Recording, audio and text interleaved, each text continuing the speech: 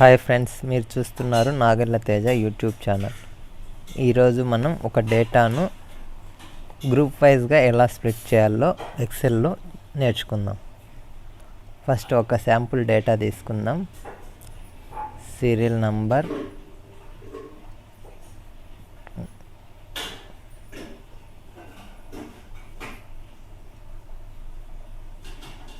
School name,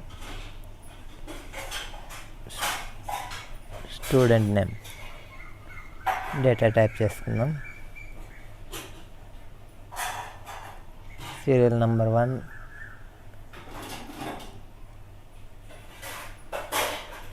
English medium school. ఇది example data అండి. Telugu medium school. మనకి ఇప్పుడు ఈ డేటాలో మనకి ఏ విధంగా రావాలంటే, ఇంగ్లీష్ మీడియం స్కూల్ అనేటిని ఒక సపరేట్ ఎక్సెల్ షీట్లో రావాలి, తెలుగు మీడియం స్కూల్ అనేటిని ఒక సపరేట్ ఎక్సెల్ షీట్లో రావాలి అనేది మన ఉద్దేశం అన్నమాట. ఫస్ట్ డేటా అంతా టైప్ చేసేసుకొని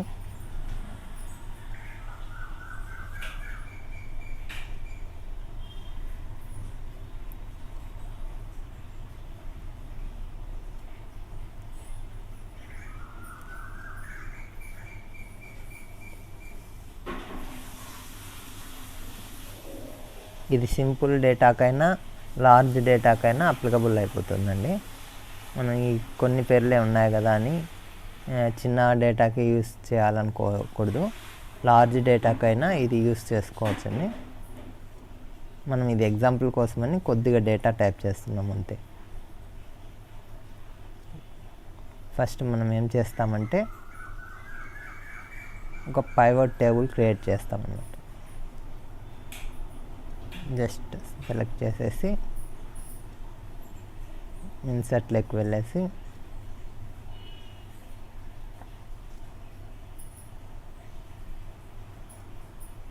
చూడండి, ఇక్కడ షీట్స్ కొన్ని ఖాళీగా ఉన్నాయి కదా, అట్లా షీట్స్ సపరేట్గా స్ప్లిట్ అవుతాయి అన్నమాట. సెలెక్ట్ చేసేసి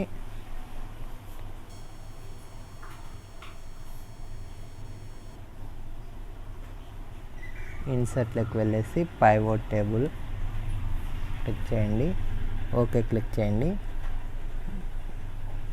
ఇక్కడ వచ్చేసి school name wise, group wise కాబట్టి మనం స్కూల్ నేమ్ సెలెక్ట్ చేస్తాము.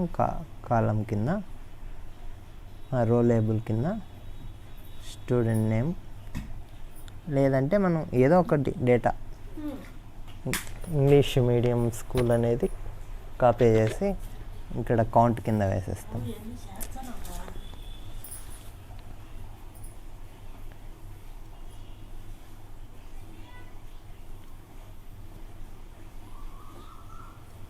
ఇప్పుడు డేటా పైవట్ టేబుల్ వచ్చింది కదా, ఈ పైవట్ టేబుల్ పైన రైట్ సైడ్ ఉన్నాయి కదా, లెఫ్ట్ సైడ్ ఇంగ్లీష్ మీడియం అని, దానిపైన కాకుండా లెఫ్ట్ సైడ్ కౌంట్ కింద నంబర్ వచ్చాయి కదా, నంబర్ పైన క్లిక్ చేయగానే ఆ నంబర్లో ఉండే డేటా అంతా ఒక సపరేట్ షీట్లోకి వస్తుంది.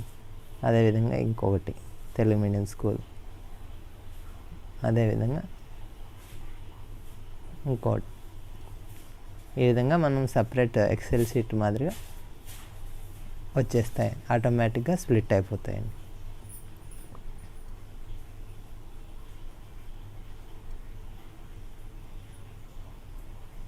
ఇది సింపుల్ డేటాకైనా అప్లికబుల్ అవుతుంది, లార్జ్ డేటాకైనా అప్లికబుల్ అవుతుంది.